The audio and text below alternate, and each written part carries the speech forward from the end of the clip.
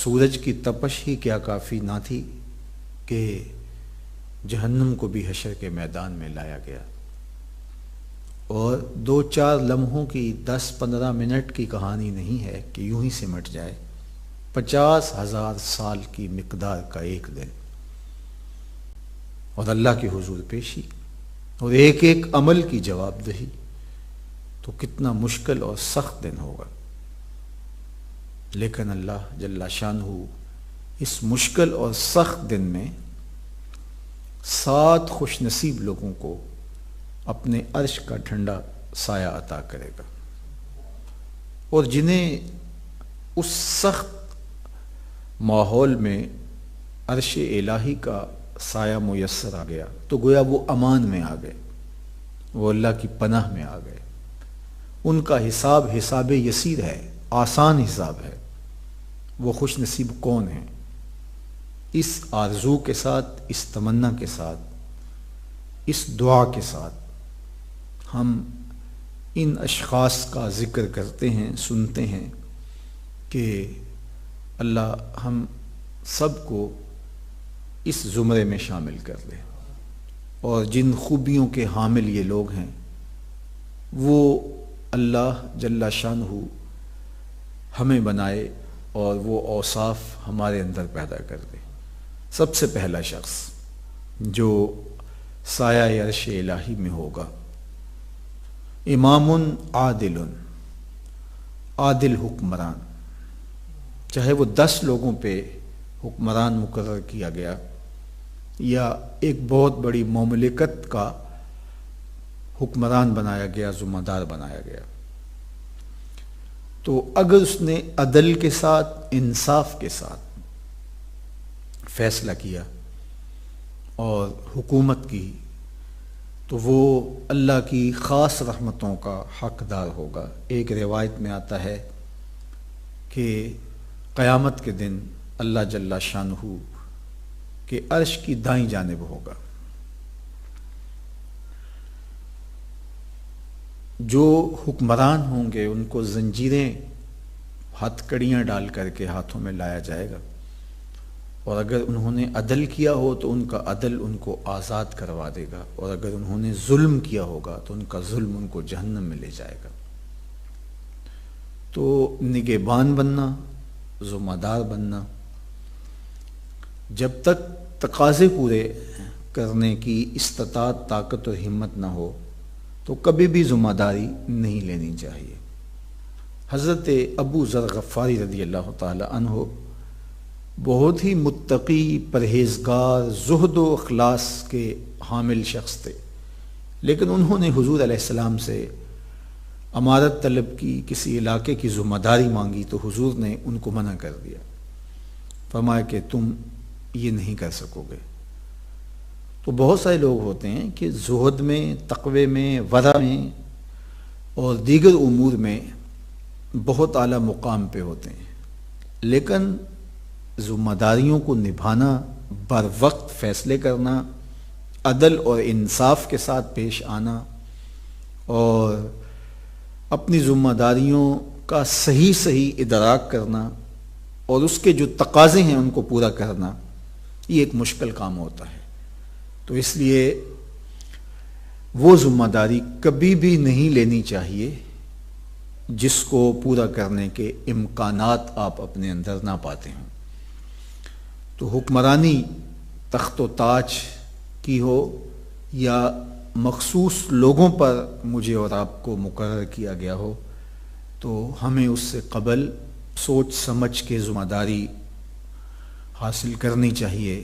اپنے عہدے کا حلف اٹھانے سے قبل یہ سوچنا چاہیے کہ عہدے کا حلف حرف حرف میری ذمہ داری ہے، ورنہ یہ عہدہ میرے لیے گلے کا طوق بن جائے گا، میرے گلے کی پھانس بن جائے گی، اور حشر کے دن جہنم میں لے جانے کا ذریعہ ہو جائے گا۔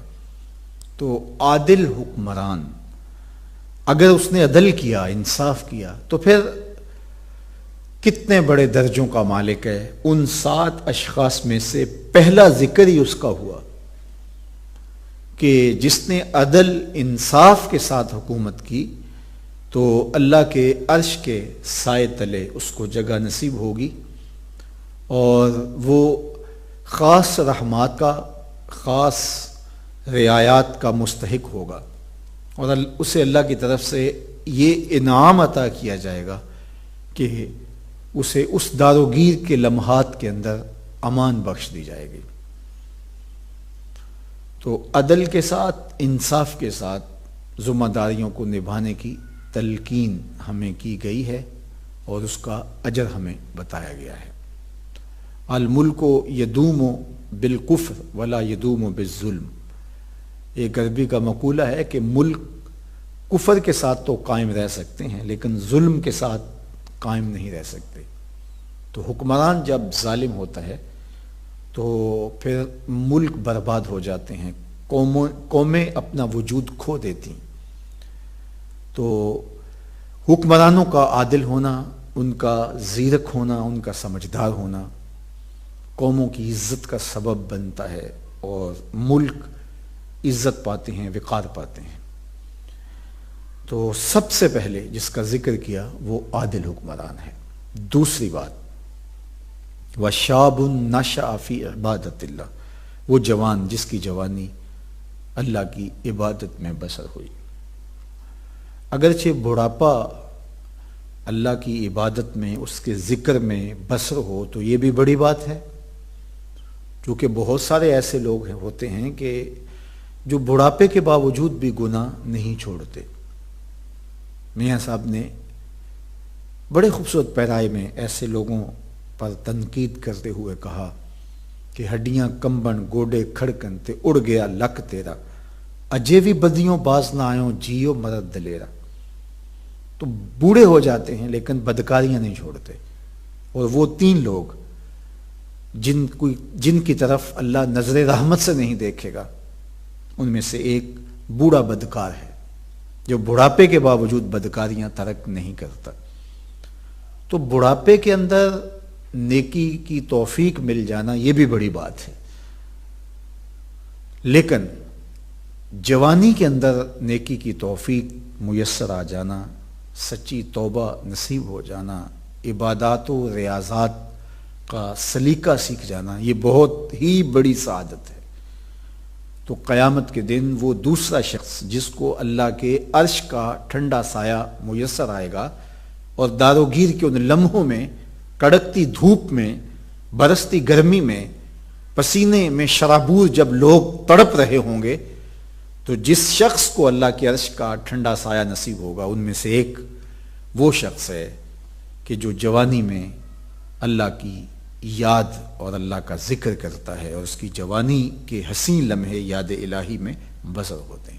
ایک روایت میں آتا ہے، ان اللہ یحب الشاب التائب، اللہ تعالیٰ توبہ کرنے والے جوان کو پسند کرتا ہے، اس سے محبت کرتا ہے۔ تو وہ محبوب بارگاہ ہو جاتا ہے جو جوانی میں اللہ جل شانہ کے حضور رجوع کرتا ہے۔ یہاں کسی نے کہا تھا، در جوانی توبہ کردن شیوائے پیغمبری، وقت پیری گرگ ظالم می شود پرہیزگار۔ جوانی میں توبہ کرنا پیغمبروں کا شیوا ہے۔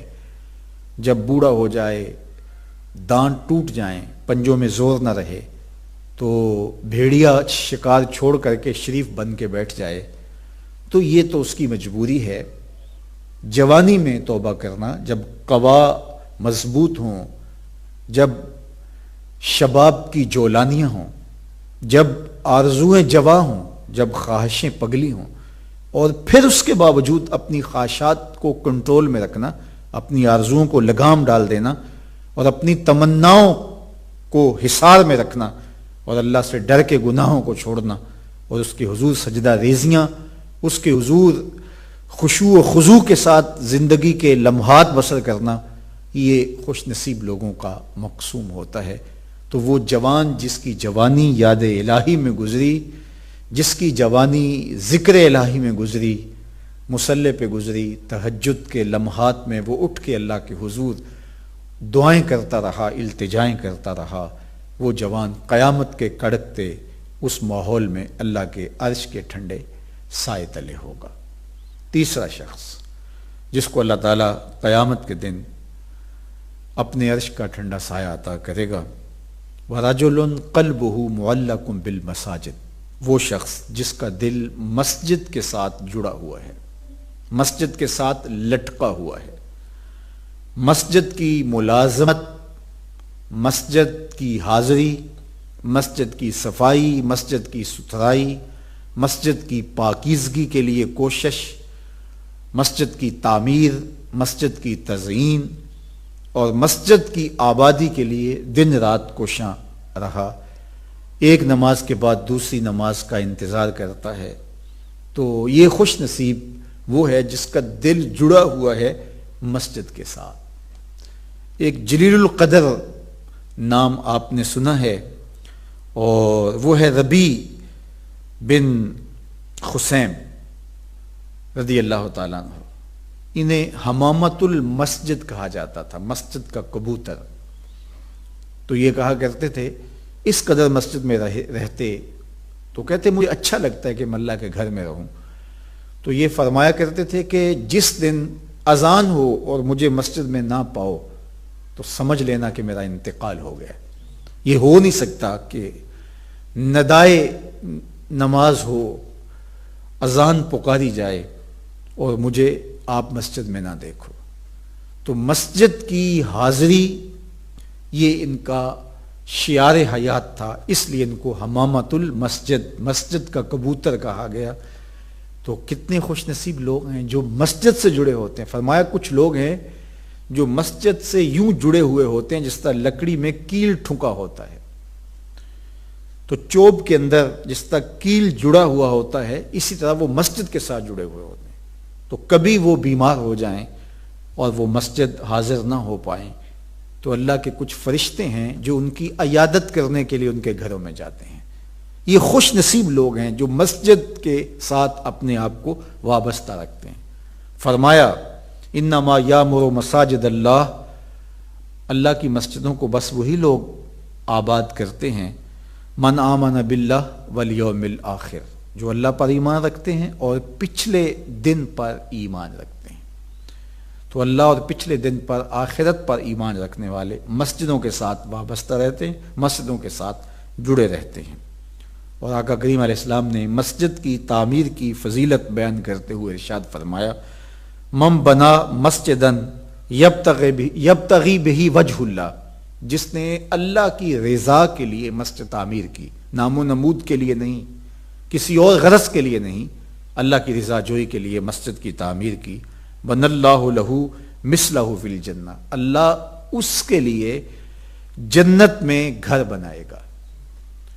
تو یہ بلکہ پوری مسجد بھی نہیں، آدھی اینٹ کے برابر بھی اگر کسی نے مسجد کی تعمیر میں حصہ ڈالا تو ایک جانور کے گھونسلے کے برابر بھی کسی نے مسجد کی تعمیر کی تو اس کے لیے بھی یہ فضیلت بتائی گئی کہ جنت میں اس کو محل دیا جائے گا، قصر دیا جائے گا۔ تو یہ اللہ کے پاکیزہ گھر ہیں، مساجد بیت اللہ کی بیٹیاں ہیں، کعبۃ اللہ کی بیٹیاں ہیں، یہ اللہ کے پاکیزہ گھر ہیں، خیر الاماکن، بہترین جگہیں اس کائنات میں اللہ کے گھر مسجدیں ہیں، اور بدترین جگہیں بازار بتائے گئے ہیں، اور حکم دیا گیا ہے کہ بازار میں دیر سے جاؤ جلدی واپس آ جاؤ، اور مسجد میں جلدی آؤ دیر سے واپس جاؤ۔ تمہارے جو لمحے اللہ کے گھر میں گزریں گے وہ عبادت میں گزریں گے، وہ ذکر و فکر میں گزریں گے۔ تمہارے اٹھنے والے وہ قدم جو مسجد کی طرف اٹھتے ہیں وہ قیامت کے دن ظلمت سے نجات کے ضامن ہوں گے، وہ چراغ بن کے تمہاری زندگی، آخرت کی زندگی کے اندر چراغاں کر دیں گے۔ تمہیں جنت کی طرف لے جانے والے وہ قدم ہیں جو مسجد کی طرف اٹھتے ہیں، مسجد کی طرف بڑھتے ہیں۔ تو اللہ کے پاکیزہ گھروں کی طرف ہمارا ربط، ہمارے قلب کا تعلق، ہماری محبت کا رشتہ، یہ ہمارے دین کا تقاضا ہے۔ اللہ اور پچھلے دن پر، آخرت پر مضبوط عقیدہ مسجد سے ہمیں جوڑتا ہے۔ کبھی کسی مجبوری کی وجہ سے مسجد جانے سے قاصر ہوں، بیمار پڑ گئے ہیں، مسجد نہیں جا سکتے، یا حالات ایسے ہیں جس طرح آج کل کے حالات ہیں کہ مسجد میں جانا کسی وجہ سے موقوف ہو گیا، تو مومن اس پر خوشی محسوس نہیں کرے گا۔ وہ بیماری کی وجہ سے یا کسی اور سبب سے مسجد نہیں جا پا رہا تو اس کا اندر بے چین ہوگا اور وہ دعائیں کرے گا مالک وہ لمحے آئیں کہ تیرے پاکیزہ گھر میں میری حاضری ہو، تیرے دربار میں حاضر ہوں، تیری چوکھٹ پہ جا کے سلامی پیش کروں، میری پیشانی تیرے حضور مسجد کے فرش کو چھوئے اور تیری بندگی کے ترانے گائے، تو وہ یہ آرزو کرے گا، اگرچہ شریعت اس کو رخصت بھی دیتی ہو لیکن پھر بھی اس کی تمنا تو ہوگی، وہ اس پر شکر نہیں بجا لائے گا، بغلے نہیں بجائے گا کہ چلو ایک بہانہ مل گیا، نہیں، بلکہ وہ اس پہ خوش نہیں ہوگا، الٹا اس کی طبیعت کے اندر ایک بے چینی اور اس طرح پیدا ہوگی چونکہ وہ جڑا ہوا ہے، اس کا دل جڑا ہوا مسجد کے ساتھ۔ تو ایسا شخص جس کا دل مسجد کے ساتھ جڑا ہوا ہے، تو میرے اور آپ کے آقا و مولا نے فرمایا قیامت کے دن جب کوئی سایہ نہیں ہوگا، اللہ اس کو اپنے عرش اجتمع علیہ و تفرق علیہ۔ وہ شخص، وہ دو اشخاص جو محبت کرتے ہیں تو اللہ کے لیے، آپس میں جب ملتے ہیں تو اللہ کے لیے، جدا ہوتے ہیں تو اللہ کے لیے، یعنی ان کی محبت کسی دنیاوی منفعت کے لیے نہیں، کسی ذاتی غرض کے لیے نہیں، محض دوستیاں پیدا ہو جاتی ہیں اور ایک دوسرے کو ملے بغیر تسین نہیں ہوتی، اس لیے نہیں، بلکہ ان کی دوستی محض اللہ کی رضا کے لیے، اللہ کی خوشنودی کے لیے۔ الحب للہ والبغض للہ، اللہ کے لیے محبت، اور جب بغض کسی سے ہے، دشمنی کسی سے ہے، تو وہ بھی اللہ کے لیے۔ اللہ کے محبوب علیہ الصلوۃ والسلام نے ارشاد فرمایا من احب للہ وابغض للہ وعاط للہ ومنع للہ فقد استکمل الایمان، جس نے اللہ کے لیے محبت کی، اللہ کے لیے کسی سے بغض رکھا، اللہ کے لیے ہی کسی کو کچھ دیا اور اللہ ہی کے لیے کسی کو کسی چیز سے منع کیا، اس کو کچھ نہ دیا، تو فرمایا اس کا ایمان مکمل ہو گیا۔ یعنی ہماری زندگی اللہ کے لیے ہے، ہماری زندگی کا ایک ایک لمحہ اس کی رضا جوئی کے لیے، یہ ہے الحب للہ والبغض للہ۔ حضور نے افضل اعمال کا ذکر کرتے ہوئے فرمایا افضل الاعمال الحب للہ والبغض للہ، جو افضل ترین اعمال ہیں بندے کے، ان میں سے ایک یہ ہے کہ اللہ کے لیے محبت کی جائے، اللہ کے لیے بغض رکھا جائے۔ تو رضائے الہی کے لیے کسی سے جڑنا، کسی سے دوستی، کسی سے تعلق کے خاطر، تو یہ مومن کی زندگی ہے۔ اور جس شخص کی زندگی میں یہ چیز اس کی طبع میں اچھی طرح سے راسخ ہو گئی کہ وہ کسی سے محبت کرتا ہی اس لیے ہے کہ اللہ کا وہ بندہ ہے، اللہ کی وہ مخلوق ہے، اللہ نے اس سے محبت کرنے کا حکم دیا ہے، اور کسی سے نفرت بھی اسی لیے کرتا ہے، تو قیامت کے دن جب کوئی سایہ نہیں ہوگا، اللہ اس کو بھی اپنے عرش کا ٹھنڈا سایہ عطا فرمائے گا۔ پانچواں شخص وَرَجُلٌ دَعَتْهُ امْرَأَةٌ ذَاتُ مَنْصِبٍ وَجَمَالٍ فَقَالَ إِنِّي أَخَافُ اللَّهَ، وہ شخص جس کو کسی خاتون نے دعوت گناہ دی اور وہ صاحب منصب بھی تھی، صاحب جمال بھی تھی، یعنی وہ عالی مرتبت منصب کی مالکہ تھی اور خوبصورت بھی تھی، اور ایک روایت میں حسب کی بات آئی ہے، صاحب حسب تھی، اس کا ایک مقام تھا، اس کا ایک سٹیٹس تھا، ذات و منصب و جمال، ذات و حسب و جمال، یعنی کوئی عام خاتون نہیں تھی، بہت بڑا نام تھا اس کا، بہت بڑا سٹیٹس تھا اس کا، شخصیت تھی، اور پھر صاحب جمال بھی تھی، اور اس نے اپنے نفس سے مغلوب ہو کر کسی کو دعوت گناہ دی۔ اسی طرح اس کے برعکس کوئی مرد تھا اور اس نے کسی عورت کو دعوت گناہ دی، تو اس نے آگے سے کیا کہا؟ فقال انی اخاف اللہ، میں اللہ سے ڈرتا ہوں، میں تیری بات کیسے مان سکتا ہوں، تیری پیشکش کیسے قبول کر سکتا ہوں، تیری آرزو کو کیسے پورا کر سکتا ہوں، جب کہ مجھے یہ یقین ہے کہ میں اللہ کی حضور پیش ہوں گا اور ایک ایک عمل کا میں نے جواب دینا ہے۔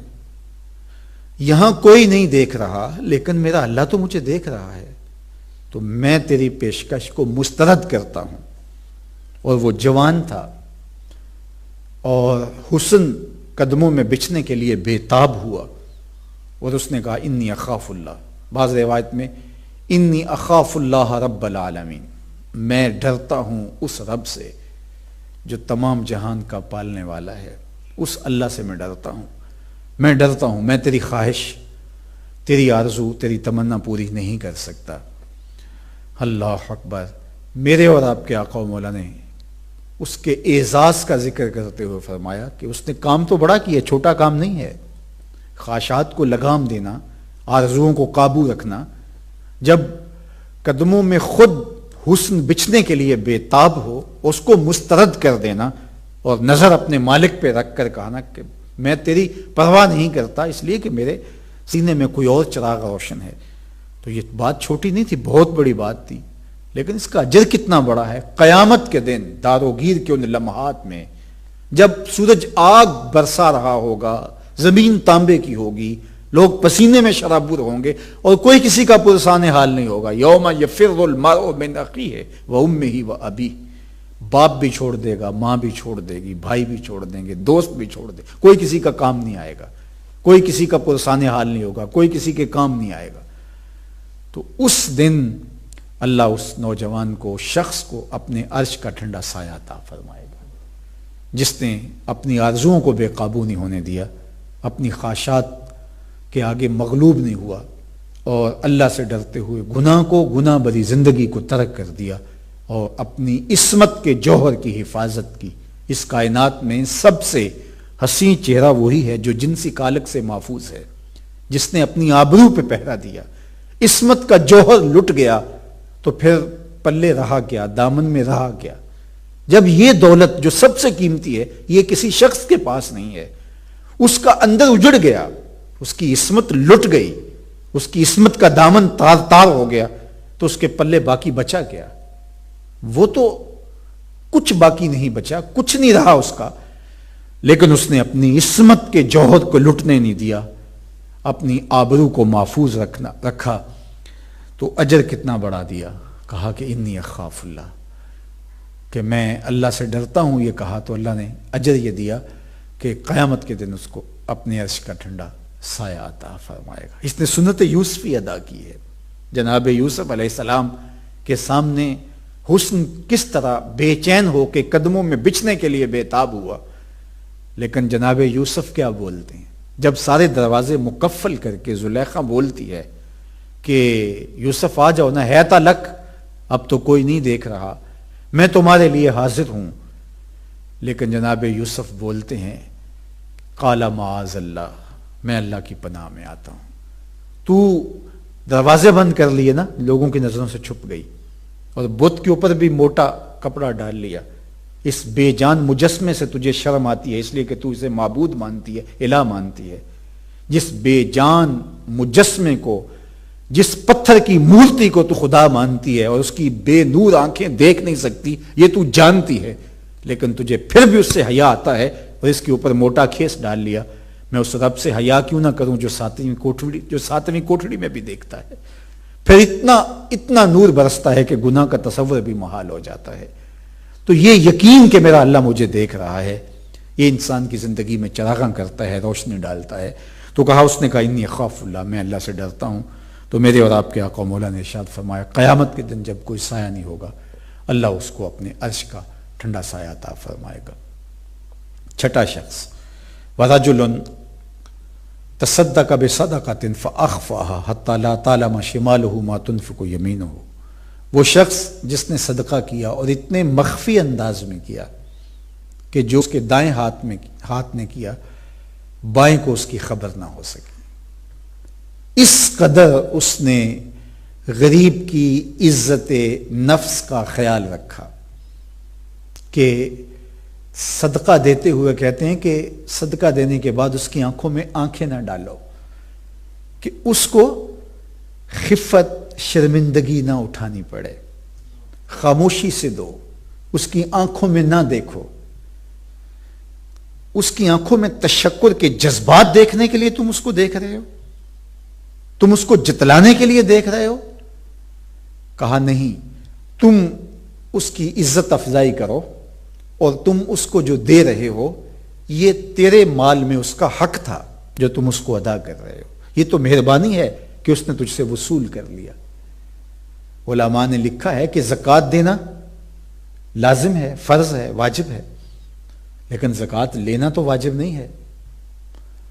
اب کسی شخص کے پاس مال ہے تو اس کے لیے تو ضروری ہے کہ وہ زکوٰۃ دے. اگر زکوٰۃ نہیں دیتا تو اس کے ذمے سے فرض ہی ساقط نہیں ہوتا. لیکن اگر زکوٰۃ لینے والا انکار کر دے کہ میں نہیں لیتا، میں جیسے تیسے بھی کاٹ لوں گا، تو زکوٰۃ لینے والا زکوٰۃ لینے سے انکار کر دے، چونکہ وہ لینے پہ مجبور تو نہیں ہے. وہ اگر کہے کہ میں نہیں لیتا، میں جیسے تیسے بھی گزر کروں گا، تو اس کے لیے تو لینا ضروری نہیں ہے، لیکن دینے والے کے لیے دینا تو ضروری ہے. تو پھر زیادہ مجبور تو یہ ہوا نا. تو یہ اس کو مجبور سمجھ رہا ہے، حالانکہ مجبور یہ ہے. تو اس کی آنکھوں میں جھانکنے کی کوشش نہ کرو، اس کی آنکھوں میں تشکر کے جذبات دیکھنے کی کوشش نہ کرو.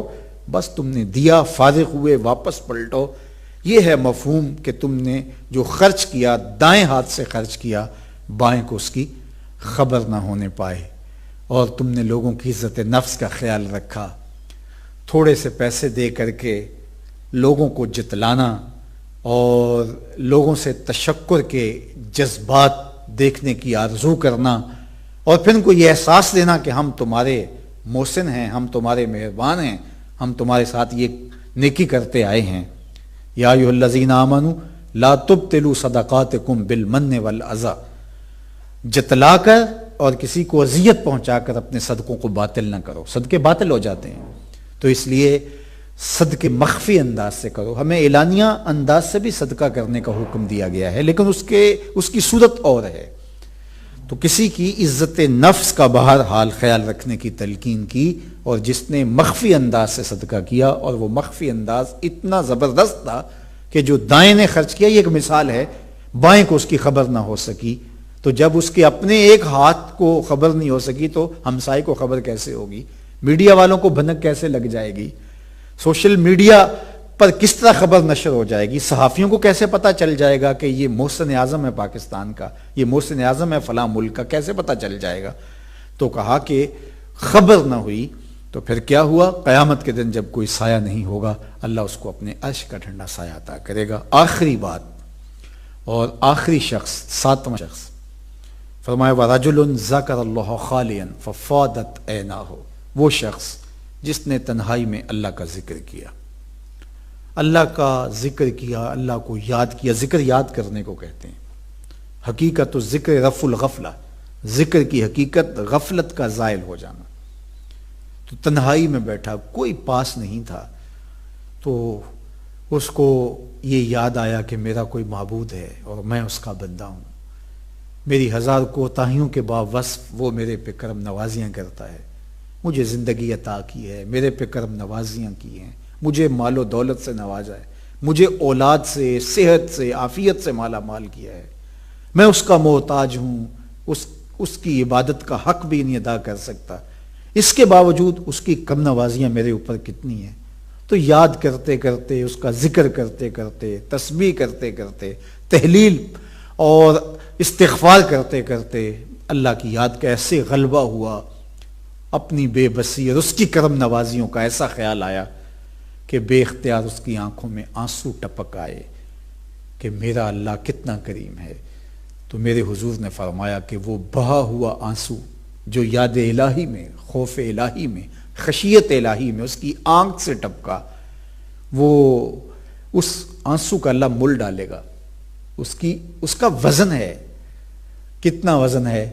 قیامت کے دن جب کوئی سایہ نہیں ہوگا، اللہ اس آنسو کے بدلے میں اس شخص کو اپنے عرش کا ٹھنڈا سایہ عطا فرمائے گا کہ تو میری یاد میں ایک بار رویا تھا. ایک روایت میں آتا ہے کہ کوئی شخص اللہ کی یاد میں، اللہ کے ذکر میں، اللہ کی خشیت میں، اس کی محبت میں رویا، اور رونے کی وجہ سے اس کی آنکھ سے صرف اتنا پانی نکلا جس سے اس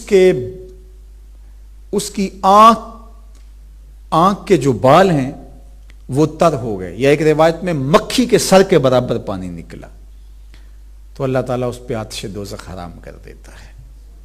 اور اگر بال کی جڑ گیلی ہو گئی خوف خدا سے رونے کی وجہ سے، تو قیامت کے دن وہ بال کھڑا ہو جائے گا، مالک یا مجھے نکال لے یا اس کو جنت عطا کر دے. تو اللہ بال کو تو نہیں نکالے گا، اس رونے والے کو جنت عطا کر دے گا. وہ کتنا کریم ہے. 70 ماؤں کا زندگی بھر کا پیار ایک طرف اور مالک کی شفقت کی ایک نظر ایک طرف. تو وہ کتنے غافل لوگ ہیں. ہم کتنے غافل لوگ ہیں جو اپنے رب کو بھولے ہوئے ہیں، اس کی کرم نوازیاں، اس کی برستی رحمتیں، اس کے اترتے ہوئے انوار، اس سے ہم اپنے آپ کو محروم کیے ہوئے ہیں۔ وہ بندوں کی اپنے حضور حاضری کو، بندوں کی لجاجت جو اس کے حضور پیش کی جاتی ہے، اس کے احکام پر عمل پیرا ہو کے جو بندہ گناہوں سے بچتا ہے، اس کو کس نگاہ سے دیکھتا ہے، کس نظر سے دیکھتا ہے، اور پھر اس کو عطا کیا کرتا ہے، کرم نوازیوں کا می کس قدر موسلا دار انداز میں برستا ہے، اور داروگیر کے ان لمحوں کے اندر کیسی رحمتیں ان بندوں پہ اترے گی۔ اللہ کی بارگاہ میں میری دعا ہے آپ سب کے لیے، جملہ ناظرین کے لیے، اپنے لیے، کہ اللہ ان لوگوں کے زمرے میں ہمیں شامل کرے تاکہ قیامت کی سخت گرمی میں ہمیں محفوظ رکھا جائے اور سایہ عرش الہی ہمارا مقسوم ہو۔ سایہ عرش الہی جس کا مقسوم ہو گیا، اللہ کی برستی رحمتیں اس کا مقدور ہو گئی، اور پھر وہ اس فضا اکبر کے دن امان میں آ گیا، پناہ میں آ گیا، جو تیری نگاہ میں آ گیا وہ بڑی پناہ میں آ گیا، تو وہ اس کی خاص پناہ میں، خاص امان میں آ گیا۔ تو اللہ ہمیں اپنی امان میں رکھے۔ اگر اعمال تولے گئے تو پھر تو ہم جواب نہیں دے سکیں گے، لیکن اگر اس نے یوں ہی کرم کر دیا، یوں ہی فضل کر دیا، تو وہ کریم ہے۔ قرآن مجید میں ایک موقع پہ کتنے خوبصورت انداز میں گناہ گاروں کے دل کو تسلی دیتے ہوئے کہا، ما یفعل اللہ بعذابکم، وہ تمہیں عذاب دے کے کیا کرے گا؟ اگر تم شکر ادا کرتے رہو، اس کی بندگی بجا لاتے رہو، تو وہ تو تمہارا رب ہے، وہ تمہیں کیوں آگ میں ڈالے گا؟ تم خود چھلانگے لگا رہے ہو، تو اگر تم اس کا شکر ادا کرو تو وہ تمہیں آگ میں نہیں ڈالے گا۔ ما یفعل اللہ بعذابکم، وہ تمہیں عذاب دے کے کیا کرے گا؟ وہ تو 70 ماؤں سے زیادہ پیار کرنے والا ہے، وہ تو شفیق رب ہے تمہارا، وہ تو رحیم ہے، وہ تو رحمان ہے، وہ تو رؤوف ہے، وہ تو کریم ہے۔ تو تم خود چھلانگے لگا رہے ہو اور اپنے آپ کو جہنم میں ڈال رہے ہو، لیکن اگر تم اس کی طرف چلنا شروع ہو جاؤ گے تو وہ تمہارے لیے راہیں کشادہ کر دے گا۔ فرمایا میرا بندہ میری طرف 1 قدم چل کے آتا ہے تو میں اس کی طرف 70 قدم چل کے آتا ہوں، اور اگر وہ چل کر آتا ہے، عطے تو ہر والا، میری رحمتیں دوڑ کے اس کا استقبال کرتی۔ تو ہمیں اپنی زندگی مالک کی دہلیز پہ لے آنی چاہیے اور اپنے قلب کا رخ مالک کی چوکھٹ کی طرف کر لینا چاہیے۔ وہی ہمارا آخری سہارا ہے، وہی ہمارا پہلا سہارا ہے، وہی ہمارا درمیانی سہارا ہے، ہمارا آسرا، ہمارا سہارا، ہمارا ملجا، ہمارا ماوا اسی کی دہلیز ہے۔ اللہ مالک کی دہلیز پہ حاضر ہونے کی توفیق دے۔ وآخر دعوانا ان الحمدللہ رب العالمین۔ الحمدللہ رب العالمین والصلاة والسلام علی اشرف الانبیاء والمرسلین وعلی آلہ واصحابہ اجمعین۔ اللہ اٹھے ہوئے ہاتھ کبھی خالی نہ موڑنا، پھیلی ہوئی جھولیاں اپنی رحمتوں سے بھر دینا، بخت کی بہاریں نصیب کرنا، مقدر کی خزائیں رخصت فرمانا، جئیں تو تیرے لیے، مریں تو تیرے دین کے لیے، زندگی کی آخری ہچکی تک تیرے رسول کے وفادار رہیں، ہر علت، ہر قلت، ہر ذلت سے محفوظ و مامون فرمانا، اپنی پناہوں کا حصار عطا کر دینا، آبرو بری زندگی سے نجات دینا، آبرو بری زندگی عطا کرنا اور دکھوں سے نجات دینا۔ اللہ اس بیماری سے پوری امت کو نجات عطا کر دینا، پورے عالم کو خیر عطا کر دینا، اللہ امت کو کھویا ہوا وقار دینا۔ وصلی اللہ تعالی علی النبی الامین۔